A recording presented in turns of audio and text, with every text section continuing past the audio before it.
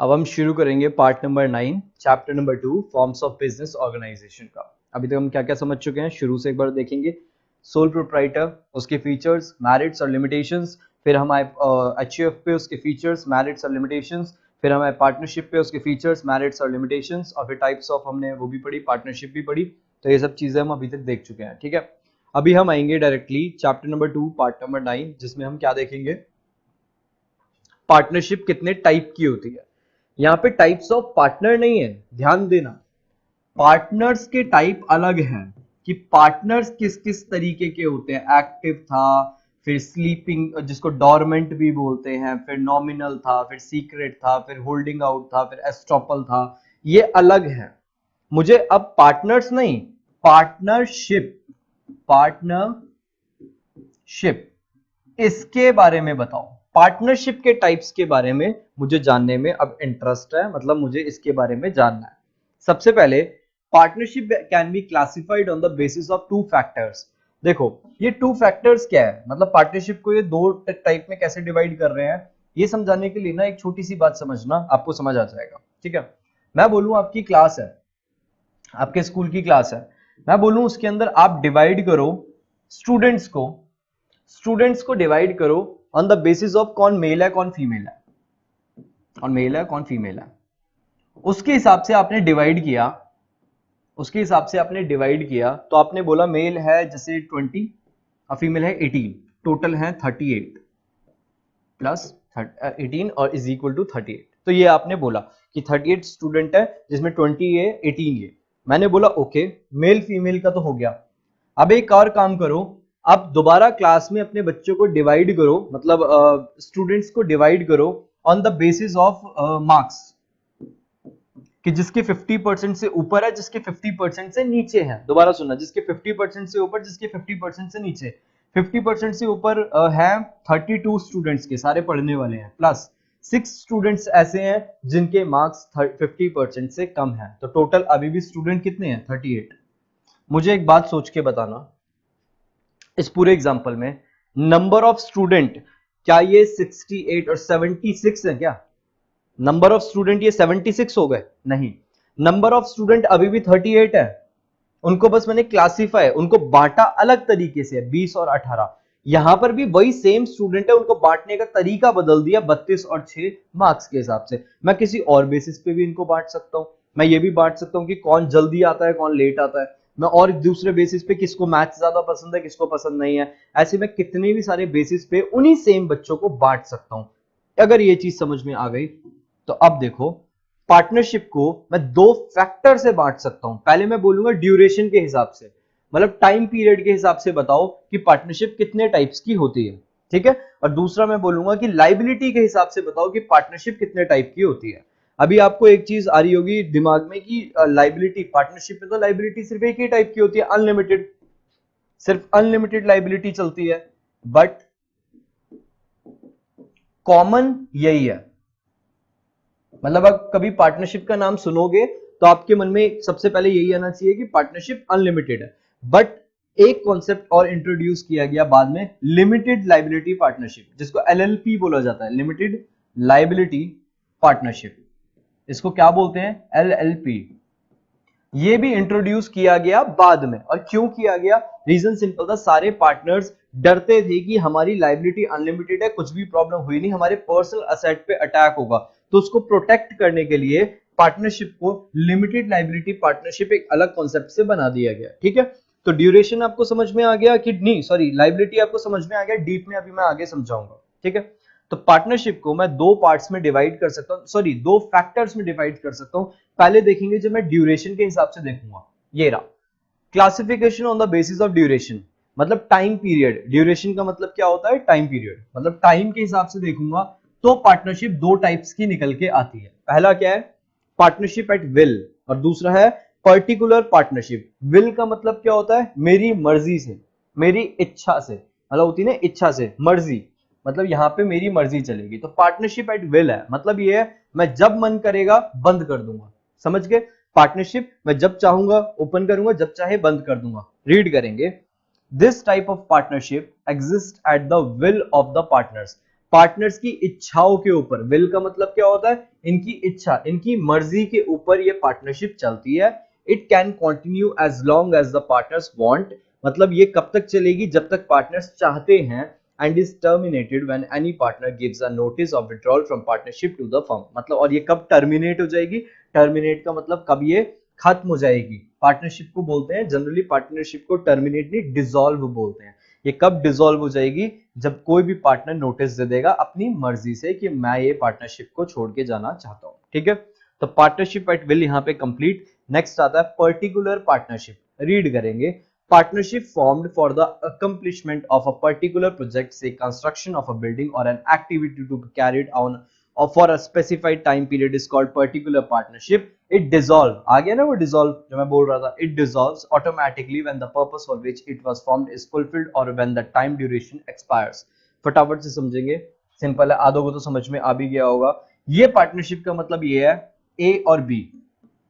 पहले मैं ऊपर वाली समझाऊंगा एक बारी, पहले मैं ऊपर वाला समझाता हूं एग्जांपल के थ्रू। ए और बी पार्टनरशिप में आए, उन्होंने बोला कि चल यार पार्टनरशिप में आते हैं और कोई बिजनेस करते हैं, लेट्स सपोज वही शूज बनाने का। फिर हम ये करेंगे, कब तक करेंगे, बी ने बोला कब तक ये बिजनेस को चलाएंगे, ए ने बोला जब तक हमारा मन करेगा, जब लगेगा लॉस हो रहा है या जब लगेगा कि छोड़ बंद करना चाहेंगे तो हम कर देंगे। ये वाला जो केस मैंने बोला ये है पार्टनरशिप एट विल, मर्जी में काम चल रहा है। दूसरा है पार्टनरशिप एट पर्टिकुलर पार्टनरशिप, ए और बी साथ में आए और उन्होंने बोला एक काम करते हैं, एक बिल्डिंग बनानी है, एक बिल्डिंग का कॉन्ट्रैक्ट आया, ये दोनों कॉन्ट्रैक्टर है, ठीक है। बिल्डिंग का कॉन्ट्रैक्ट आया, ए और बी ने बोला कि चलिए बिल्डिंग को कंस्ट्रक्ट करते हैं। क्या करते हैं, कंस्ट्रक्ट बिल्डिंग, बिल्डिंग को कंस्ट्रक्ट करते हैं, उसके लिए पार्टनरशिप करते हैं। जैसे ही बिल्डिंग कंप्लीट हो जाएगी पार्टनरशिप डिसॉल्व हो जाएगी ऑटोमेटिकली। क्या हो जाएगी, पार्टनरशिप डिसॉल्व हो जाएगी ऑटोमेटिकली। मतलब एक पर्टिकुलर पॉइंट है ना, एक पर्टिकुलर चीज है, वो हैपनिंग, वो इवेंट होने के बाद आपकी जो पार्टनरशिप है जब वो टर्मिनेट हो जाएगी या डिसॉल्व हो जाएगी, उसको बोलते हैं पर्टिकुलर पार्टनरशिप। मेरे हिसाब से आपको याद हो गया कि विल का मतलब आपकी मर्जी से आप खत्म कर दोगे, और पर्टिकुलर पार्टनरशिप में क्या हो जाएगा, जब वो काम कंप्लीट हो जाएगा तो आप अपनी पार्टनरशिप को डिसॉल्व कर दोगे। बट एक चीज और होती है, सिर्फ वो काम कंप्लीट होने से मतलब नहीं है, काम कंप्लीट हो गया या फिर टाइम एक्सपायर हो गया। एक बात बताओ, आपको किसी ने कॉन्ट्रैक्ट दिया बिल्डिंग बनाने का, तो एक टाइम पीरियड तो दिया होगा ना कि आपको ये 8 सालों में बनानी है, 5 सालों में, 6 सालों में, या ये बोला होगा जब मन में आया बना के छोड़ देना। ऐसा कोई नहीं करता, लोग टाइम पीरियड देते हैं। अगर वो टाइम ही निकल गया तो आप बिल्डिंग बना भी लोगे तो क्या फायदा, तो आपका क्योंकि कॉन्ट्रैक्ट खत्म हो गया, ठीक है। या तो टाइम निकल गया, या बिल्डिंग पहले बन के तैयार हो गई, या कॉन्ट्रैक्ट कैंसिल हो गया। ये तीनों चीजों में से कुछ भी होगा, आपकी उसी दिन पार्टनरशिप अपने आप क्या हो जाएगी, डिसॉल्व हो जाएगी, ठीक है। तो ड्यूरेशन के हिसाब से तो पार्टनरशिप का मीनिंग ये था। अब लाइबिलिटी के हिसाब से देखेंगे तो मैंने आपको समझा दिया। एक तो थी जनरल पार्टनरशिप जो अभी तक हम रीड कर रहे हैं, इसको तो जल्दी से पढ़ते हैं। A general partnership, the liability of partner is unlimited and joint, मतलब लाइबिलिटी पार्टनर्स की क्या होती है, unlimited. The partner enjoy the right to participate in the management of the firm and their acts are binding on each other as well as on the firm. Registration of the firm is optional. ये मैंने आपको समझा दिया था, registration firm का कराना optional है, compulsory नहीं है।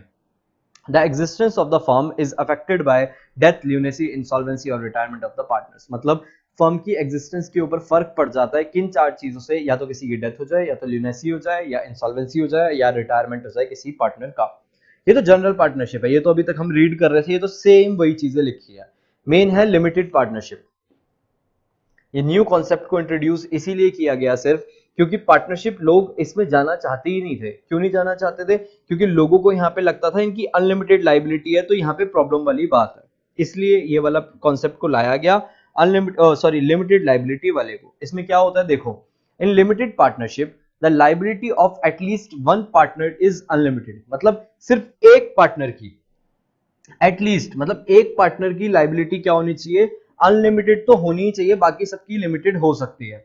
याद है ये एचयूएफ याद करो, एचयूएफ में क्या होता था, कर्ता की लाइबिलिटी क्या होती थी, कर्ता की लाइबिलिटी अनलिमिटेड होती थी, बाकी सबकी क्या होती थी, मेंबर्स की लिमिटेड होती थी, है ना। यहां पर भी वही कॉन्सेप्ट बोला गया है कि किसी एक पार्टनर की लाइबिलिटी को आप अनलिमिटेड बना दो, बाकी सबकी लाइबिलिटी को आप लिमिटेड रख सकते हो। एटलीस्ट बोला है, वर्ड पे जाना, एटलीस्ट मतलब मान लो 5 पार्टनर है, A B C D E. मैं कह रहा हूं किसी एक को इनमें से एटलीस्ट होनी चाहिए क्या, उसकी लाइबिलिटी अनलिमिटेड। मैंने बोला चल एक ही है, बाकी 4 की नहीं है, चल जाएगा। मैं ये भी कर सकता हूं ए और सी की है, बाकी की नहीं है तो भी चल जाएगा। मैं बोलूंगा ए सी और डी की लाइबिलिटी अनलिमिटेड है, बाकी बी और ई की नहीं है तो भी चल जाएगा। मैं बोलूंगा इन चारों की लाइबिलिटी अनलिमिटेड है, बस एक की लिमिटेड है बी, तो भी चल जाएगा। मैं बोलूंगा सबकी अनलिमिटेड है तो ये लिमिटेड पार्टनरशिप नहीं रहेगी, ये वाली बन जाएगी अनलिमिटेड वाली, ठीक है। या मैं ये बोलूं पांचों में से एक की भी लाइबिलिटी लिमिटेड नहीं है और अनलिमिटेड नहीं है, ए की भी लिमिटेड है, बी की भी, सी की भी, डी की भी, ई की भी, तो ये भी पॉसिबल नहीं है, ये तो पार्टनरशिप ही नहीं है, ये पार्टनरशिप ही नहीं है। क्यों? क्योंकि ये पांचों क्या करेंगे, सबकी लाइबिलिटी अगर लिमिटेड कर दोगे आप तो ये सारे क्या करेंगे, अच्छे खासे तरीके की बिजनेस करेंगे, पैसा बहुत सारा कहीं से रेस करेंगे और फिर वो पे करेंगे नहीं, फिर इनकी पर्सनल प्रॉपर्टी की बात आएगी तो ये बोलेंगे हमारी लाइबिलिटी लिमिटेड है तो इनकी पेमेंट कभी हो नहीं पाएगी। तो इसीलिए ये होती है हमारी अनलिमिटेड लाइबिलिटी।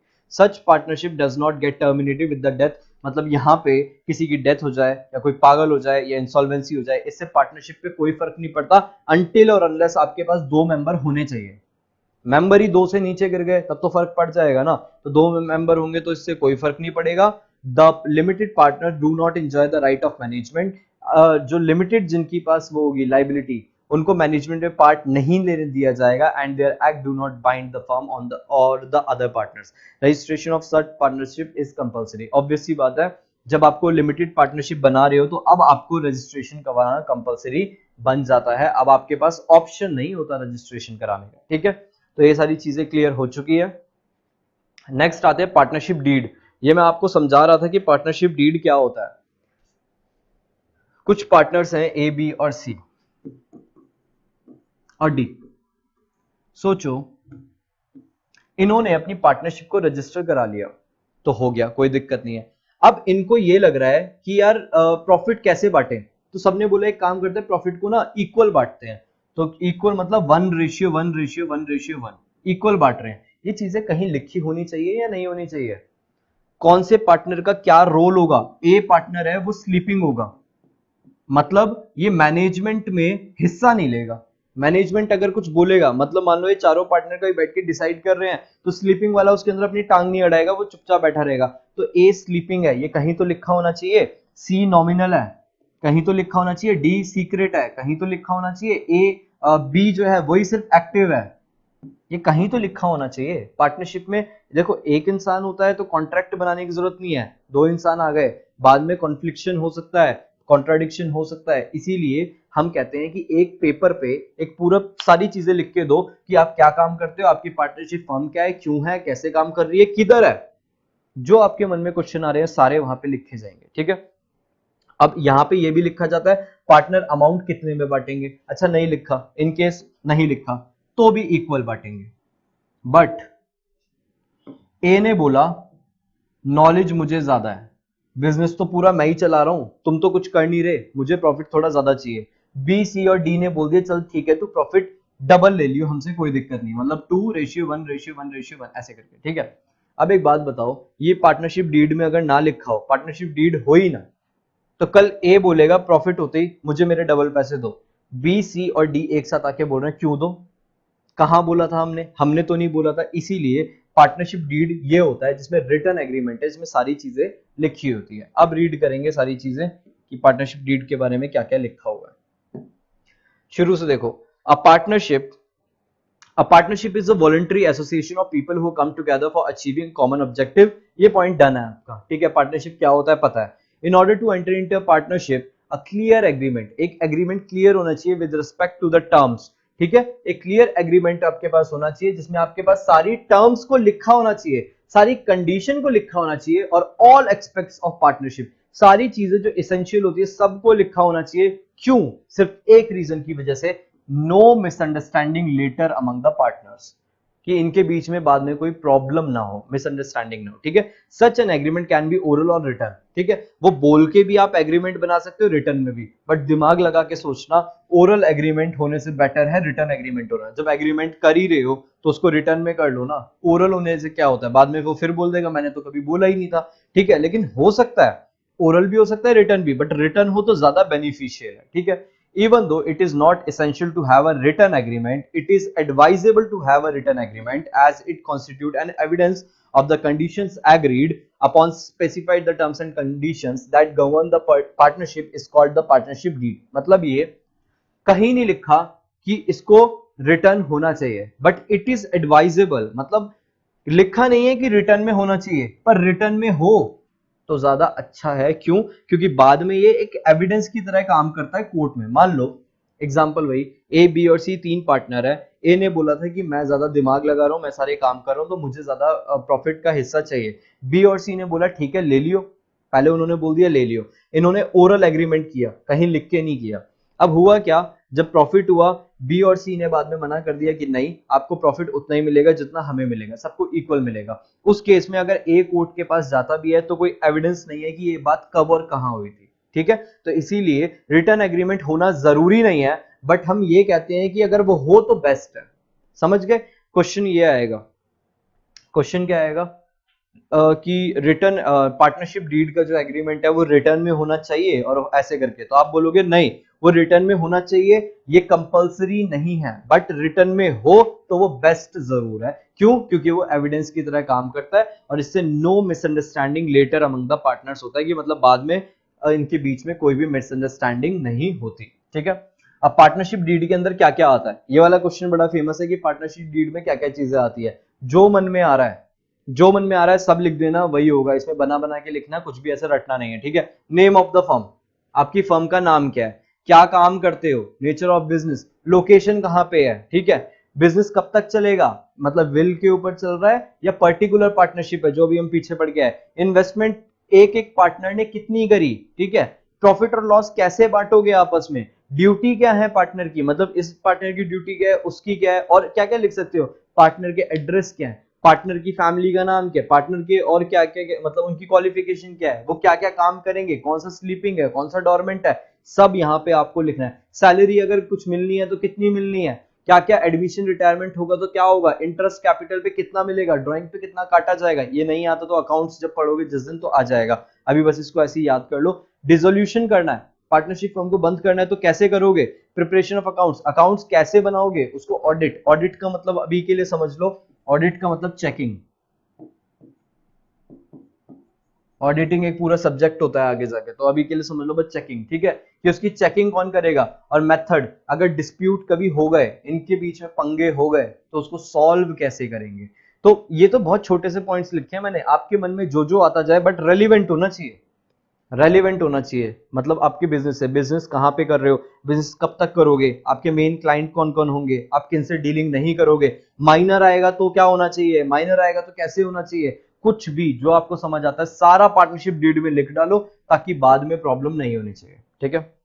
यहाँ पे आपका खत्म होता है पार्ट नंबर 9 चैप्टर नंबर 2 का। इसके बाद हम शुरू करेंगे पार्ट नंबर 10।